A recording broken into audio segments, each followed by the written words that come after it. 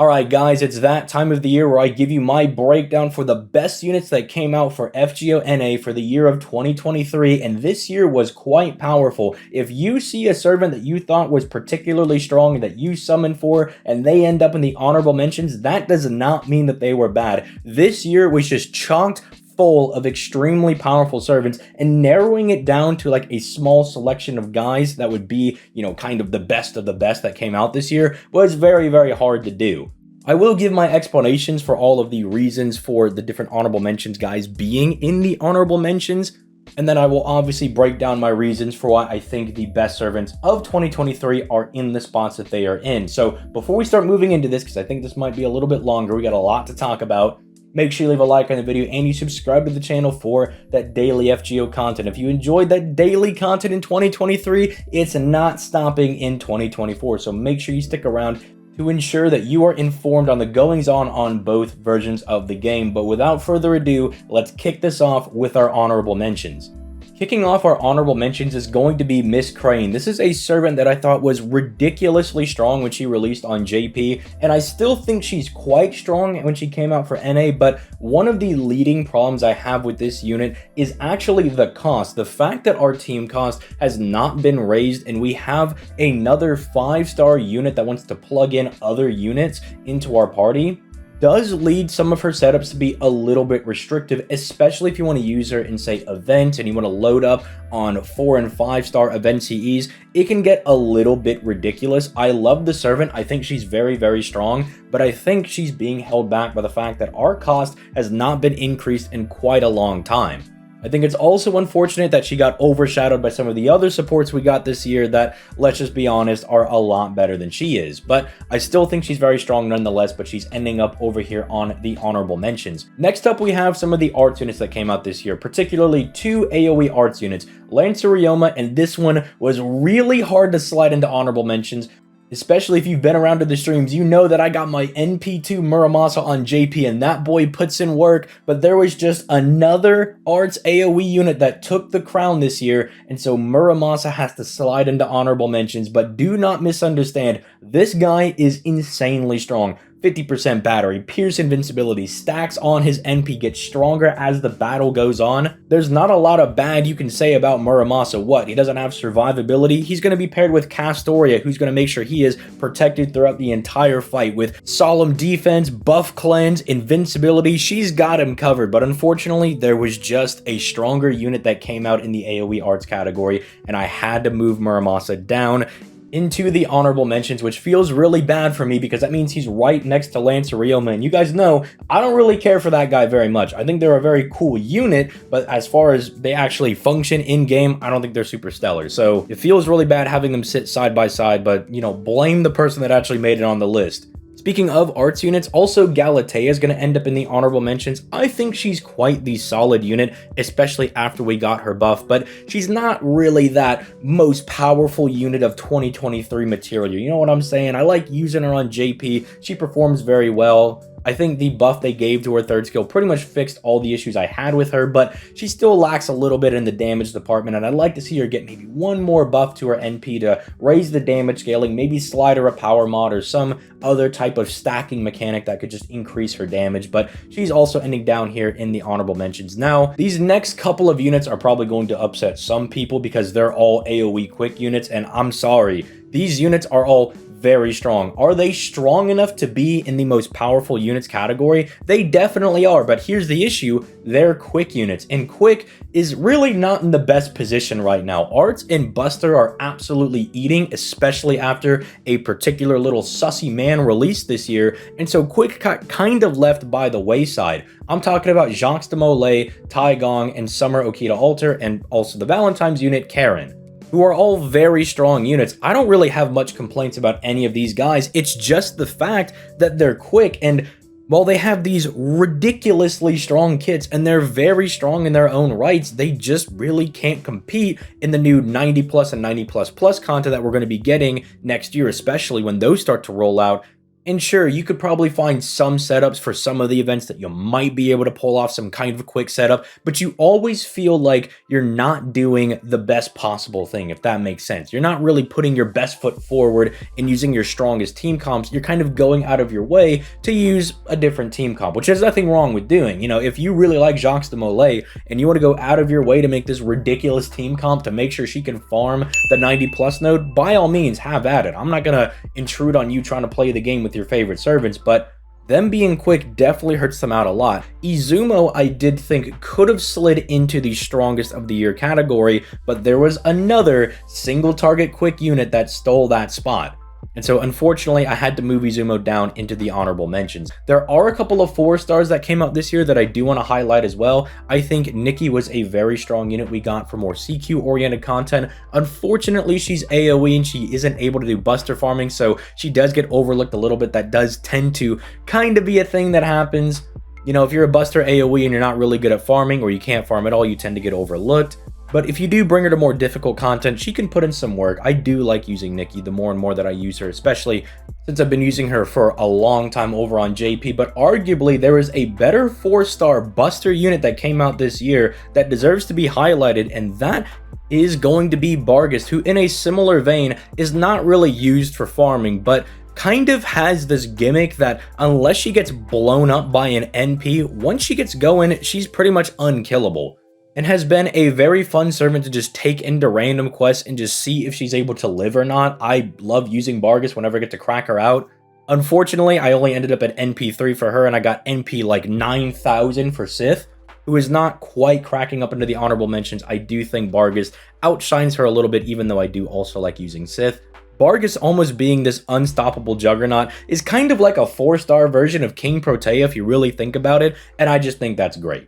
Finally, there's another servant that I would like to highlight in the 4-star category, and that's going to be Summer Corday, who, especially since I've been using her over the last 2 years over on JP, has just made a huge impact. Being able to slap her own power mod, quote unquote, on the enemy really does help her out a lot, and her kit is just very strong in general and pairs very nicely with Castoria. I love the ability to not only charge your own NP, but charge your allies' NPs. I think it's just a strong thing you're able to do, especially in an art setup where you have Castoria, we're going to get Lady Avalon, you got Tamamos, just very strong art supports in general that all really benefit in being assisted in getting to their NPs because they just have very strong effects on them. But this is the honorable mentions. I hope that the reason that some of them made it on here, you know, doesn't rustle too many jimmies, but I do think the best of the best that we got this year speak for themselves, and I think they're just so ridiculous that it makes sense why some of these other guys couldn't make it on the list. Starting off at entry number 6, the whole reason I couldn't make this a top 5, even though that's much more marketable than a top 6,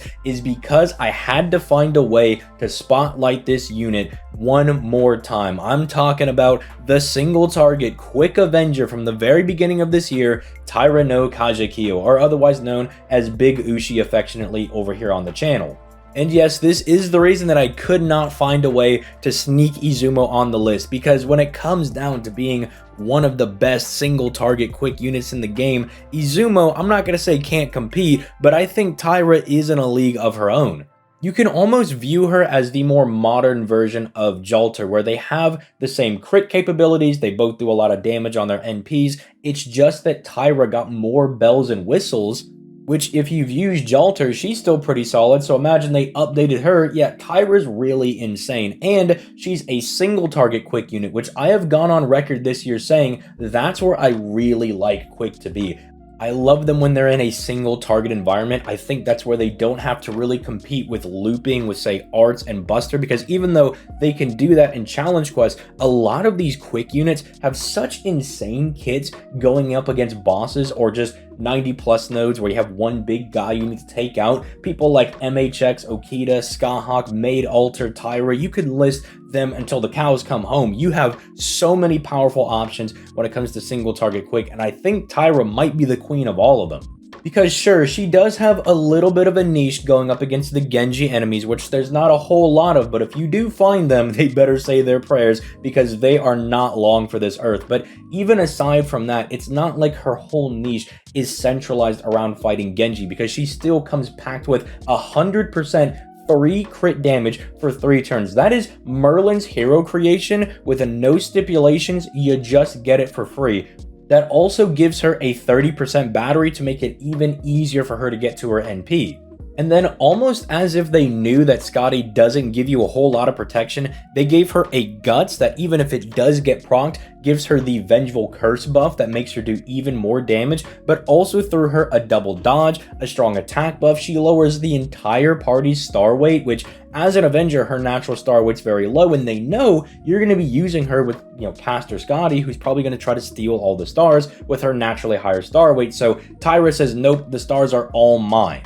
She's also just oddly immune to being insta-killed as well on her second skill, which I think is very funny because Scotty already offers that on her NP, but it's almost as if Tyra's like, you're not going to be around for very long. I'm going to outlast you in this fight, so let me take care of myself. And speaking of taking care of herself, her NP has one of my favorite effects that an offensive unit can get. Outside of maybe buff block, she has the ability to remove all enemy buffs whenever she fires her NP, and it procs first, like say Shura Amakusa, so you're pretty much always getting smacked with this NP unless you have some permanent dodge buff or some permanent invincibility buff, but those don't tend to be the most common, and even if you do run into that, just slap on a Pierce Invincibility or Sure Hit CE and she'll still be able to cook.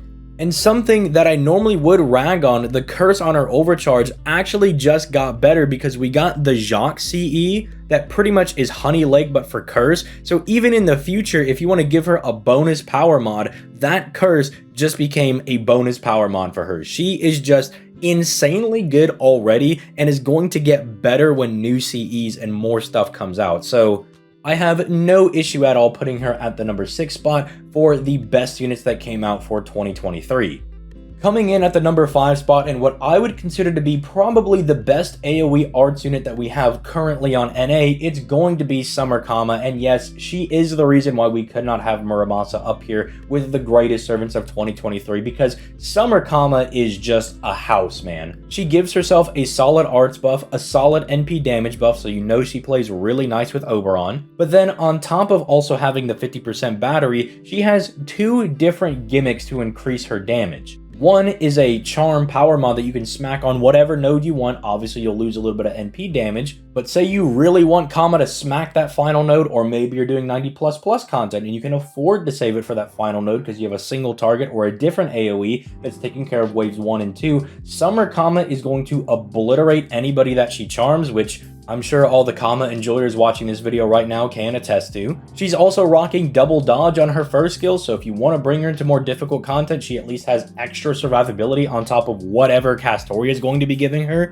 And if you do bring her to those CQs, her NP lowers the enemy's defense by 20% for 3 turns, so every NP she fires will do more and more damage as she starts stacking against them. She's just a very solid unit overall. Moving into 4th place, we have the world's greatest chicken hailing from Lost Belt 6. Yes, of course, that's gonna be Melusine, the only servant as of right now in NA that's able to change from a single target servant to an AoE unit, and she goes from single target arts to AoE buster. Now, what have I not said about Melusine that I didn't already say in the breakdown I did a couple of weeks ago, which if you want to know all things Melusine, I highly recommend checking out that video. But let me give you a little bit of a crash course. As a single target arts unit, she has the bare necessities. You know, she doesn't have anything too crazy, but it's enough to get the job done, and dare I say, maybe still a little too good. I recently brought her to the Koyanskaya fight at the very end of Tugunska Sanctuary, and she mopped up Koyanskaya. I was a little bit afraid that since my Melusine on NA is only NP1 as opposed to mine on JP that's NP2, she might struggle. If anything, it felt even easier. I don't know how to explain that to you, but Melusine's single target NP stacks NP gain, which means that as an arts unit, she is going to be refunding NP like an absolute madman. And if you went for higher NP copies of Melusine, one of the greatest things you can see is her going from like 0% NP to like 170% on one arts card. I'm telling you, it is the funniest thing to see. And being able to launch 6, 7, 8, 9, 10 NPs in a row, especially if you get really good card RNG, is ridiculous with this Melusine. Because she's also bombing stars on her NP and on her second second skill, getting stars every single turn, and then absorbing them with that skill, and then giving herself a solid attack, defense, and max HP buff alongside a solid 30% battery to get her across the finish line. It's nothing super insanely like, oh my goodness, she has this ridiculous gimmick that just blows all the enemies away, but she's just generically good into every fight. Because attack is always going to be good. Being beefier with defense and max HP is always going to be good. A 30% battery is never going to be bad. Dropping stars on your second skill and NP as an arts unit is really good. Ask Estrella. Then refunding them every turn as well, so you don't have to worry about clicking the quick cards or whatever, is insane. And then stacking the NP gain, as I mentioned, is just going to ensure that she's always firing NP. So even though, since she doesn't have any power mods or anything, her damage can be a little bit on the lower side, the fact that you're just unleashing this flurry of NPs, the enemy's not going to be able to keep up. You're just going to overwhelm them and take them out with a death by 1,000 cuts. And that's more of an NP1 problem. Once you start getting to NP2, 3, 4, 5, that problem kind of goes away because your scaling is so insane at that point that you're just dropping megaton nukes on everybody. But let's talk about the AoE Buster Melusine, because I didn't mention the third skill. Well, her third skill as an Ascension 1 or 2 servant changes her to her third Ascension, gives her a 100% battery, and turns her into a Black Grail farmer. Yeah, pretty much the only reliable Buster AoE servant that can use Black Grail right now, aside from maybe Arcoid, who are going to be getting in like 7-8 months, is going to be Melusine, meaning that she pairs exceptionally well with Oberon. You can start doing some pretty good damage with her. In fact, I used her at NP1 to clear my Tugunska raids against Koyenskaya, and I was pretty satisfied with her performance at NP1. Because you got to remember, if you're using her as an AoE Buster Servant, you have that 100% battery for the first node, sure, but she still has that 30% battery on the first skill. So she's technically rocking like 130% battery on 2 different skills. And then she's also stacking Buster damage on her NP. Melusine is pretty much the epitome of what you would call just a generically good servant. And that doesn't mean that she's bad. She's not some Walmart off-brand generic cereal. What I mean is that you can just bring her functionally anywhere. The only places that Melusine really struggles as a farmer is maybe against Sabers, but if you went for NP4 or 5, I imagine, especially if you got Oberon and Black Grail, that you're going to trash them anyway. But unfortunately, there was another Buster AoE servant that just eked her out a little bit and took the number 3 spot. And of course, that could only belong to one servant. Yes, coming in the number 3 spot is going to be my husband and the Queen of Lost Belt 6, Morgan Le Fay. Now, some of you guys might be wondering why Melusine is not higher than Morgan, because Melusine could do Black Grail farming, so she should be better than Morgan, right? No, wrong. Not only is Morgan fine when it comes to farming, although that I do know that an NP1 Morgan from my JP experience might be a little lackluster, she at least has the triple power mods that I would say at NP1 to 2 are pretty much mandatory if you want to use her in a stage. Even NP5 sometimes without the power mod can get a little dicey, and again, that's from my own experience, but she's still fine. She can get the job done. Where I think Morgan starts to shine is when you start to compare Morgan and Melusine in more difficult content, because when you compare them in that avenue, there is no comparison to be made. Morgan pretty much started the immortal team composition, which I would say is probably the best thing you could be doing in CQs. If you want a good, reliable way to always clear a CQ, you just bring Morgan, you bring Castoria, you bring Merlin, and you're cooking. You're absolutely going crazy. Because when you start to look at Morgan as a CQ unit as opposed to a farming unit, which I do want to reiterate, she is fine in, she's no Arjuna Alter, but if you can find her power mod, then she might be Arjuna Alter. She starts to look really good. But you look at her in a CQ setting, then you can really start to see the value of this unit, because she gives herself a 30% battery, which is already good, but her second skill is a targetable 20% battery that gives the entire party NP gain. So all of your supports are going to find their NPs easier, which we'll talk about why that's really insane in just a second. But then if Morgan herself doesn't need to fire her NP, because again, if we're not farming, we're not trying to like stack all of our buffs with Koyenskaya and bring in Oberon to do 1,000,000 damage. We're using her NP a little bit more tactfully. You might give that NP to your Castoria or your Merlin or whoever you're bringing in this setup, because they might need it more if you're going to make it through this CQ. And then her having her own survivability makes her very adaptable. That gut is very strong and lets her make up for the damage that her NP might not be doing. Say if it's not a round table Fey or man attribute enemy, it allows her to do good crits as well, while also lowering the enemy's attack and crit damage buff. So your whole team technically is also getting some survivability from Morgan. But the true insanity starts when you look at her own NP. And yeah, it has a bunch of power mods and it does curse. And you know, when we get the Jacques version of Honey Lake, that'll be even crazier, blah, blah, blah. The most insane thing is that she overcharges the entire party's NP stage by 1, and typically in these setups where Morgan, again, I think really shines, you want to put her NP first so your other NPs are already getting those extra stages of overcharge because they're, you know, going behind in the NP chain, but then they're also getting that overcharge bonus.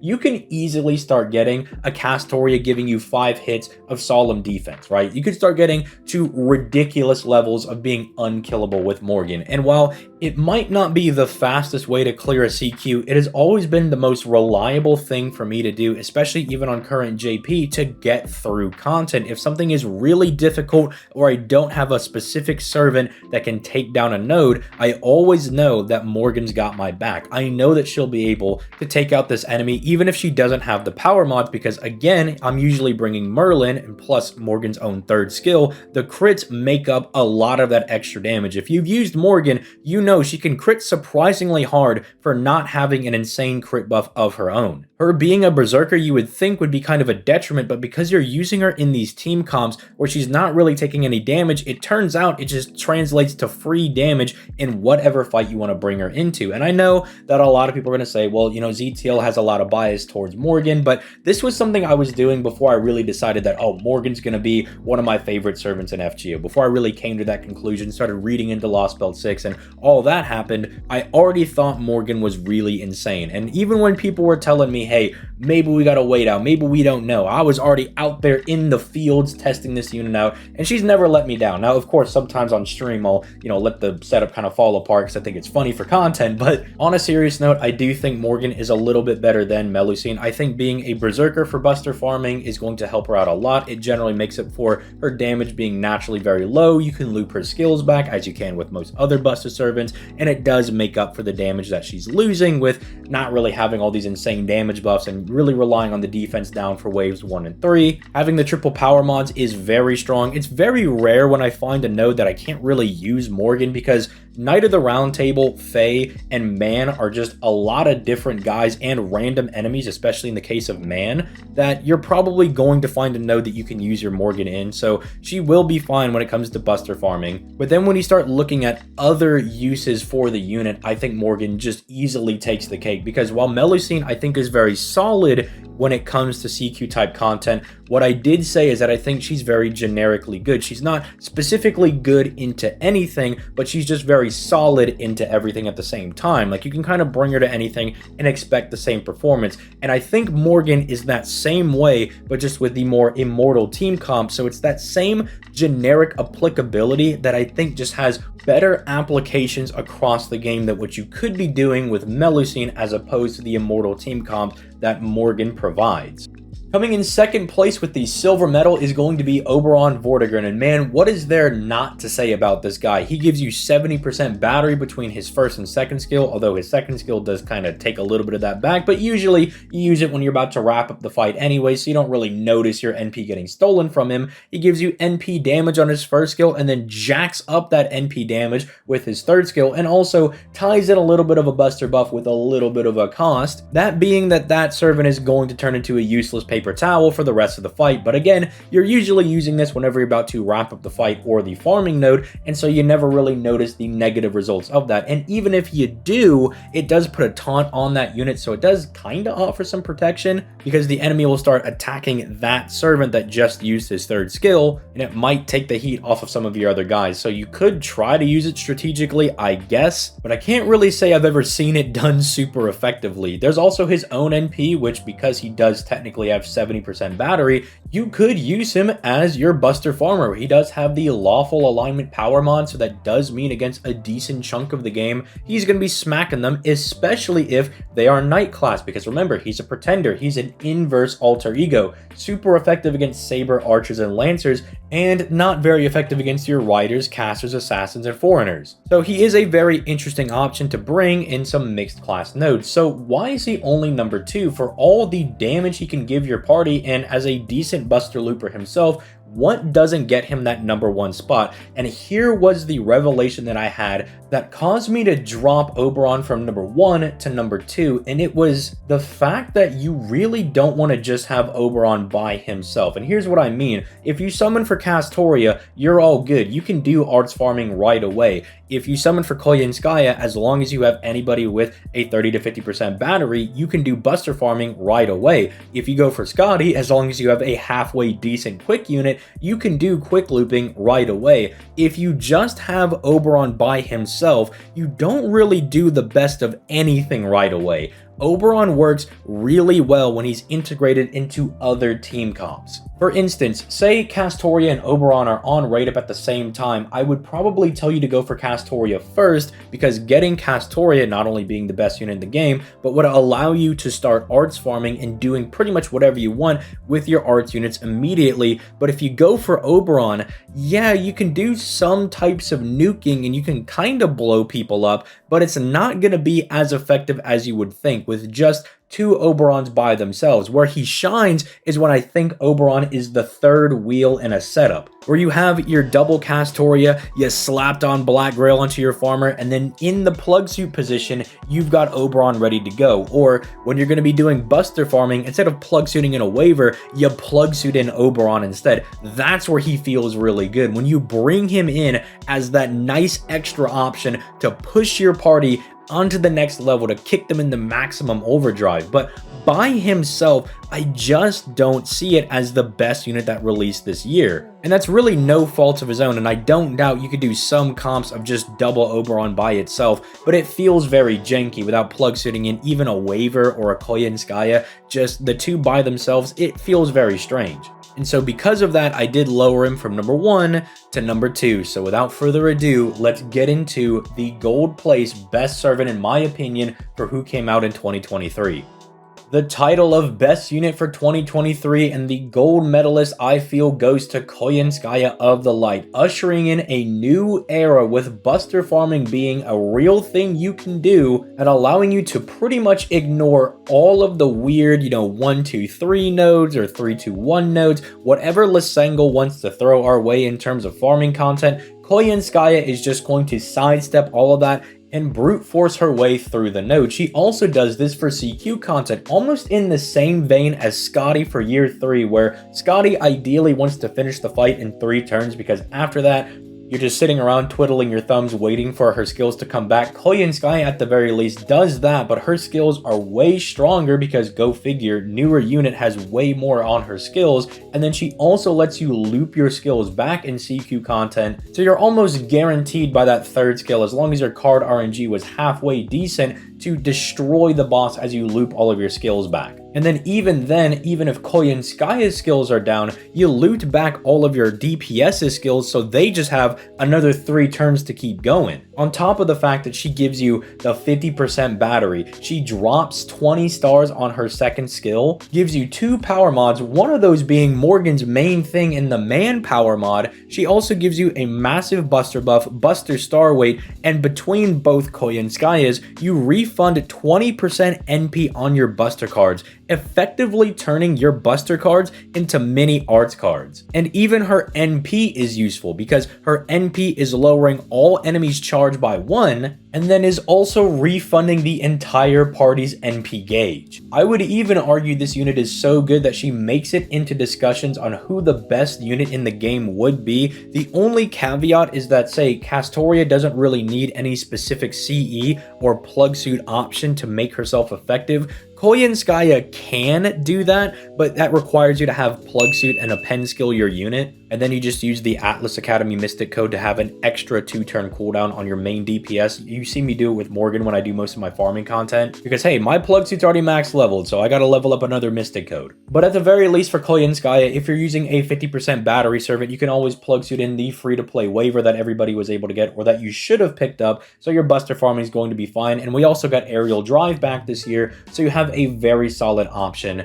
if you do want to use a 50% starting charge CE as well. You just have a lot of really fun stuff you're able to do with Koyanskaya. And then like I mentioned with Oberon, if you tag Oberon into the mix, it basically becomes the best thing you could be doing, even over on JP right now, where they just toss randomly strong nodes our way, these 90++ content. Koyanskaya absolutely destroys them. The only thing that I don't think she's the craziest at is if you want to use her as the Buster Looper herself, which she can do. She can be your Buster Looper, but then she kind of falls in the Morgan territory, where if you're not getting the man attribute power mod that both the Koyanskayas are giving to her, her damage can be a little bit weak, but she's an assassin. Come on, cut her a little bit of slack in that avenue. But I do think she is the best unit we got this year. Oberon, I believe, is very close, but it comes down to the fact that Koyanskaya by herself can pretty much allow you to do whatever you want with Buster farming. As long as you got a guy with a decent battery, you're going to be able to do some Buster looping, and you don't even have to do plug suiting options if you have a K-scope. If you've been lucky enough to get that and you level up your pen skill, or if you're really lucky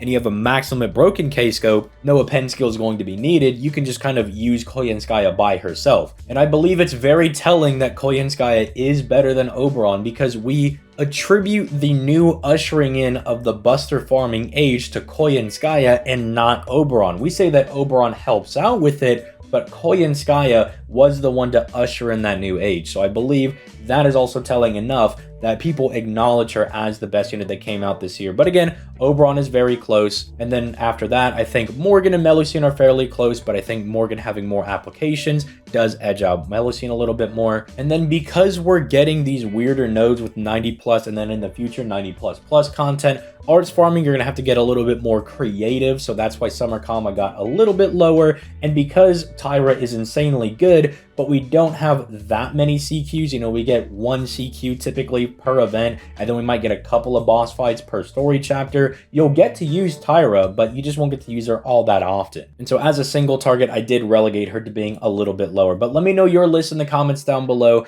Let me know where you disagree. Don't forget to leave a like in the video and subscribe to the channel, and I will catch you guys in the next one. Peace, late guys.